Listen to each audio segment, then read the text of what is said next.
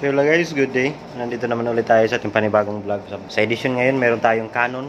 Canon na naman natin ang ating ayusin. So ang problema niya is hindi natin alam dahil pinadala lang at pa-maintenance niya dahil nakatambak lang daw at ipa-check nila kung ano daw ang problema. Alright, model nga natin sa ating Canon Canon MG25706. Alright, let's dive in. Find out natin kung ano ang kanyang issue. So una natin gagawin is power up na natin. Magka-power ba? Check muna natin.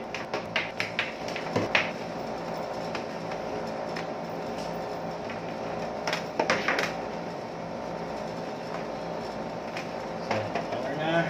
Saksak natin. Hindi pa natin alam kung anong problema. Nakatambak lang daw sa kanyang budiga.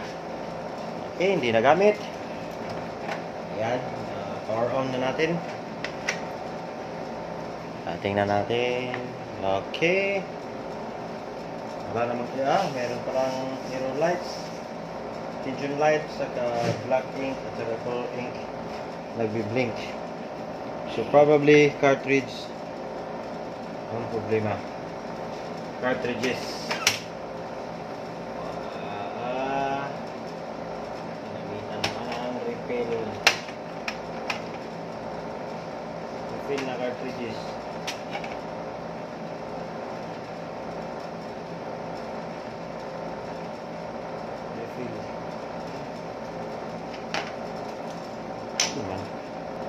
Hindi ko alam kung bago to.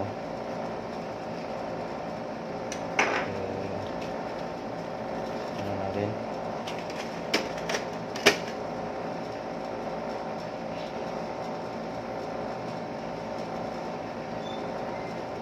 Yan, may mag-i-error.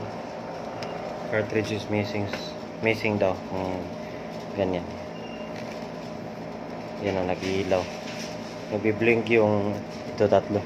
Tension light, black ink, at color ink. Missing. So, pag ito naman siya, pag binalik natin, mag-i-error pa rin. Ayan o. Sabihin mo natin na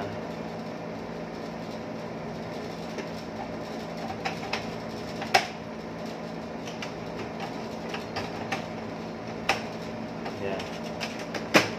Lagyan natin kung mariread ba niya. Yun, hindi na rin. So, probably cartridges lang ang problema nito. So, hingi tayo sa customer.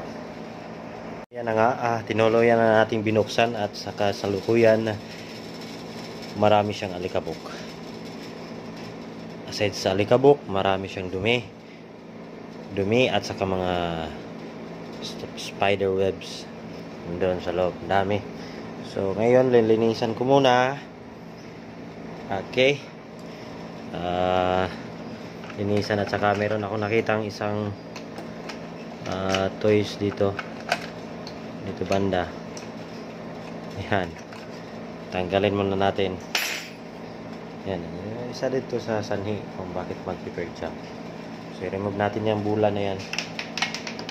Sino kayang naglalaro nito? Lagyan natin. So, ngayon, ang gagawin ko ay lilinisan ko muna. So, ayan na nga. Dito na tayo. Nakabili ng cartridges ang customer natin. Dalawa. Black at saka tricolor. So, ito, luma na to. Ilagay ko na yung bago sa loob. Ayan, nakikita. Wala nang error. Hindi na to umiilaw. Ayan, hindi na umiilaw. So, ngayon, nakapag-print na ako dito. Ito, na-off ko. Teka lang, na-off ko. Hindi na siya nag-error dito. Yung tricolor at saka black. Itong dalawa. Pakita natin ganyan. Itong black and sa color, nag-iilaw to ng cartridges dahil luma na, saka hindi na niya ma-detect. So ngayon, nakapag-print tayo. Kanina, hindi ko lang na-videohan. Kasi kanina, nakapag-print tayo, napalitan ko na yung cartridges. At ito, nakapag-print tayo. So, pero, bali, pangit pa rin ngayon ng kanyang pick up ng ruler. Gawa ng medyo malikabok na. So, try natin anuhin muna. Linisan sa ilalim mamaya. So ngayon ang itis ko muna is hold muna to, isang ilaw tapos release. Print ko muna na nozzle check.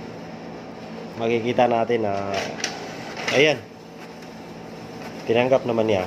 Pero kanina pangit ang kanyang hila ng papel. So ayan, nakapag-print tayo. So ayan, dito lang tayo magtatapos ang ating video. Sana may natutunan kayo. Short lang to. Salamat po. Bye-bye.